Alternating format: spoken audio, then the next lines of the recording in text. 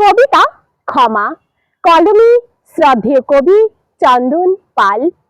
জ্বলন্ত সূর্য মাথায় এসেছিলে তুমি দগদগে দুপুরে, পিঠে সেপ্টেছিল ঘাম ভেজা জামা। দরজায় কড়া শুনেছে অসংখ্য ঝাঁকুনির ধ্বনি, পরিক্রমিত আঁখি দেখেছে মুখের মানচিত্র।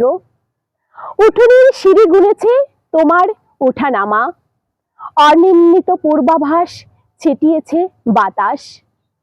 সুদন ভেসেছে টাওয়ারে, তাই তো তোমার বিমর্ষ প্রতীক্ষা আমি মধ্যাহ্ন স্নানাহারে।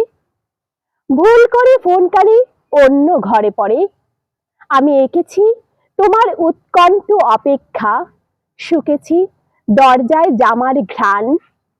মধ্যাহ্ন দুয়ারে গনগন তখনও, মুঠোফোন খানি চার্জে এখনো। দুর্ভাগা আমি নক্ষত্রকে করেছি ম্লান।